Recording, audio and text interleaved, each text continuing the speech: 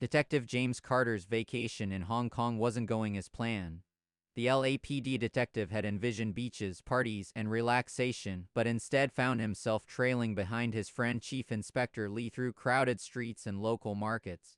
Carter's designer clothes and loud personality made him stand out like a sore thumb among the reserved Hong Kong citizens, his attempts at speaking Chinese drawing both amusement and confusion from locals. Lee had promised to be the perfect tour guide, eager to show his American friend the authentic Hong Kong experience. However, their casual sightseeing was violently interrupted when an explosion rocked the American embassy. Two U.S. Customs agents were killed in the blast, and Lee's sense of duty immediately kicked in. Despite Carter's vocal protests about his ruined vacation, both men found themselves drawn into an investigation that would prove far more dangerous than either anticipated. Their investigation led them to Ricky Tan, a name that carried heavy significance for Lee. As Lee explained to Carter, Tan wasn't just another criminal, he was Lee's father's former partner on the police force. The story of betrayal ran deep. Tan had turned from respected officer to ruthless crime lord, his transformation marking a personal wound in Lee's family history. The explosion, they discovered, was connected to an elaborate counterfeiting operation run by Tan's organization, producing bills so perfect they were nearly impossible to detect. The streets of Hong Kong became their hunting ground as they pursued leads through the city's underbelly. A chase through a bustling marketplace showcased their contrasting styles of law enforcement. Lee moved with practiced efficiency, his martial arts training allowing him to navigate the crowded spaces with fluid grace. Carter, meanwhile, relied on a combination of raw instinct and American bravado, his shouted apologies to startled vendors echoing through the market as he pursued their suspects. Their investigation took a deadly turn with the emergence of Hu Li, Tan's lethal enforcer. Their first encounter at a local massage parlor demonstrated her ruthless efficiency. What started as a routine questioning erupted into chaos as Hu Li demonstrated her combat prowess, matching both Lee's martial arts expertise and Carter's street fighting style.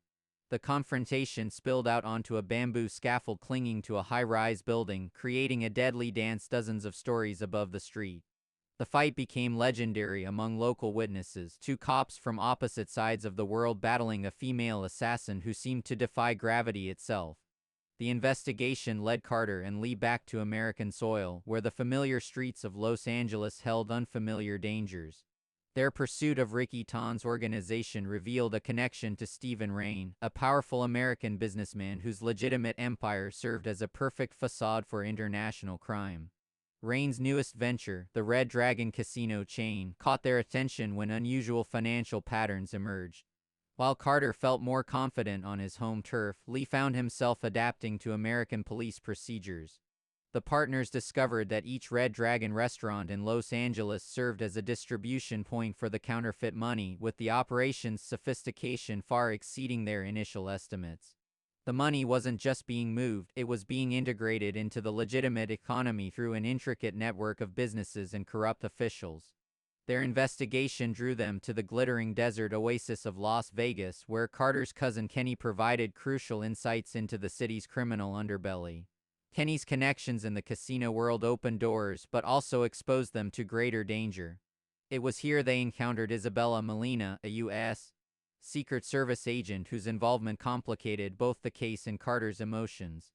Isabella's beauty and intelligence immediately captured Carter's attention, but Lee doubted her true motives. Her knowledge of the counterfeiting operation seemed to detailed, her appearances to conveniently time. As they worked together, the partners found themselves questioning who they could truly trust in a city built on illusion and deception.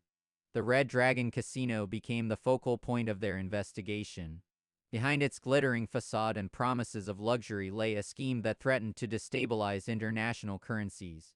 On opening night, billions in counterfeit bills were set to be laundered through the casino's operations, a plan that would have catastrophic global consequences if successful. Lee and Carter's surveillance of the casino revealed the true complexity of Ricky Tan's organization. The counterfeit money moved through the casino like water, virtually indistinguishable from legitimate currency. Each gambling table, each slot machine, each transaction at the bar served as a potential laundering point. The partners realized they weren't just fighting crime, they were trying to prevent an economic catastrophe. The climactic showdown unfolded across multiple levels of the casino. Hu Li revealed herself at a crucial moment, her presence transforming the gambling floor into a battlefield. Guests scattered as she demonstrated why she was Tan's most trusted enforcer, her martial arts skills matching Li's in a spectacular display of combat. Carter, meanwhile, found himself in a deadly game of cat and mouse with Tan's other operatives through the casino's backrooms. Ricky Tan's ultimate betrayal came as a shock to even his closest allies. The man who had once betrayed Li's father showed that loyalty meant nothing in his pursuit of power. The rooftop confrontation that followed tested not only Li and Carter's fighting skills but also their partnership. Each man had to trust the other completely as they faced opponents who would stop at nothing to succeed. The rooftop confrontation unfolds against the glittering Las Vegas skyline, where Li finally corners Ricky Tan. The neon lights of the strip cast shifting shadows across their faces as Tan, ever the manipulator, begins to pick at Li's emotional wounds. He speaks of Li's father with false reverence, recounting their days as partners while conveniently omitting his own betrayal. "Your father was weak," Tan taunts, "just like you." He couldn't see the bigger picture. But this time, the words don't land as intended. Li's eyes remain steady, his stance unwavering. Years of carrying his father's death like a weight around his neck have transformed into strength, tempered by time and his experiences with Carter. The ensuing fight showcases Li's evolution as both a fighter and a man. Each punch thrown carries the weight of history, but Li's movements are no longer fueled by blind rage. He matches Tan's traditional kung fu with a hybrid style that incorporates elements learned from his time in America, demonstrating his own growth beyond rigid traditions. As they trade blows near the edge of the rooftop, Tan realizes his psychological warfare has failed. The young officer whose father he betrayed has become something he never expected, a man who has made peace with his past while honoring it. Meanwhile, several floors below, Carter's discovery of Isabella's complexity plays out in a tense confrontation amid the chaos of the casino's money-counting room. She reveals that her position has always been more nuanced than simply working for either side. Sometimes, she explains, while disabling security systems, the only way to stop corruption is to understand it from the inside. Carter, despite his initial feelings of betrayal, recognizes a familiar gray area that often comes with deep undercover work.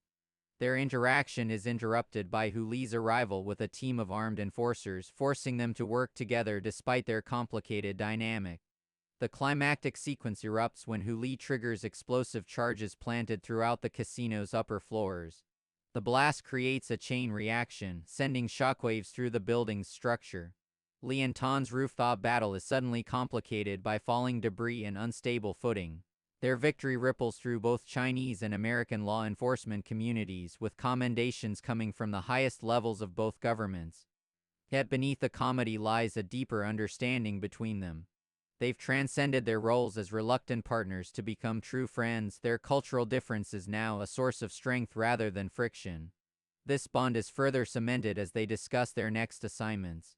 Both have received offers for high-profile positions in their respective departments, but there's an unspoken understanding that their most effective work happens together. Their partnership has evolved into something that transcends bureaucratic boundaries and cultural divisions, creating a new template for international law enforcement cooperation. Their success reverberates beyond just their immediate victory. The case becomes a model for cross-cultural law enforcement collaboration, with the LAPD and Hong Kong police force establishing new protocols for joint operations. Yet for Carter and Li, the greatest achievement isn't in the commendations or the criminals caught, it's in the bridge they've built between their two worlds, one misunderstanding, one fight, and one adventure at a time.